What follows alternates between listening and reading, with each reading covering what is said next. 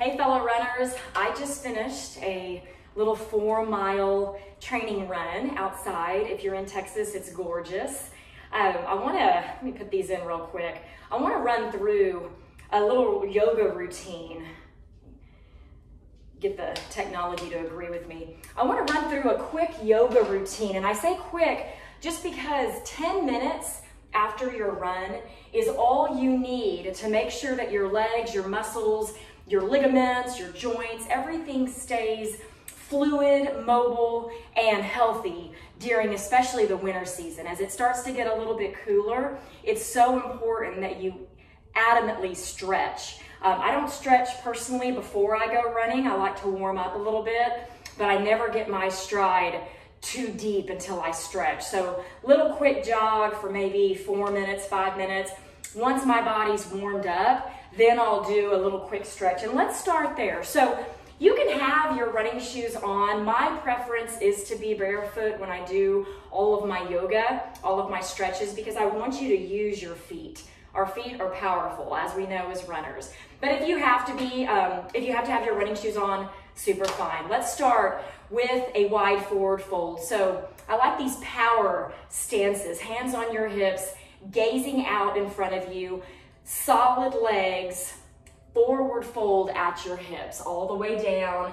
And if you're like me, you get to about right here and realize, hi, hamstrings. So put a slight bend in your knees, and you'll be able to come down a little bit further, release your lower back, definitely shake out your neck, maybe even say yes and no, side to side, roll out your neck if that's what you're feeling today, anchor yourself to the floor. So once you're here, you can take it even wider. Open up your inner thigh, your groin. Open that up. What I like to do is just toe heel my feet out to the side and then lean side to side. So here it is, different views, side to side. And be mindful of where your knee is going, okay? No knees over the toes. I want you to keep your knee behind your toes at all times. If your knee is traveling over your toes, you get to open up wider. That means you have a lot of flexibility. Awesome. So once we're done with that, I like to reach up to the sky. And you know, most of y'all know me as a yogi. I like to reach up for the good energy. It's always up there. Reach up to the sky, grab it, and then move side to side. Open up your side body. So you can keep waving side to side if that's what you need today, or some of you might want to just lean over, get a really deep stretch. Make sure you stack your shoulders, okay? None of this, you're not really getting the good stretch. Stacking your shoulders, and then maybe looking up to this left bicep. And then when you've had enough, inhale, reach up. As you exhale, you do the other side, making sure you feel this from your hip all the way up your arm. That's going to really get a good side body stretch, and that's great for when you're striding. So once you're done here, I know, and I'm moving along, I want to say, try to hold all of these stretches for minimum 20 seconds. Minimum 20 seconds, okay? If you have more time, give it more time. I want you to put your hands on your hips again, and then I want you to start twisting left and right. And some of you are like, Lacey, this is not a stretch. This is a dynamic movement. Well, you're right, it's both. It's a dynamic stretch. You're twisting your obliques. You're stretching your core. This powerhouse that you use when you're out there running, right? Engaging your core, tuck your pelvis, good strides. So here's what I want you to do. Bring your arms in, twist, twist, and your pace is your own. And I want to bring in some mindfulness here for all my runner walker friends. As you press your palm to each side, I want you to imagine something that you might be carrying around that just isn't serving you anymore. It may be an insecurity. It may be just something negative. Maybe there's somebody in your life that's just nagging you. Whatever it is for you, I want you to imagine pressing it away. Push. Get away from me. Don't need you. Goodbye. Push. It's fun, isn't it? Yes, I could do that pretty much all day some days. Keep going though. Pressing away anything that doesn't serve you. Getting this great stretch and movement through your core.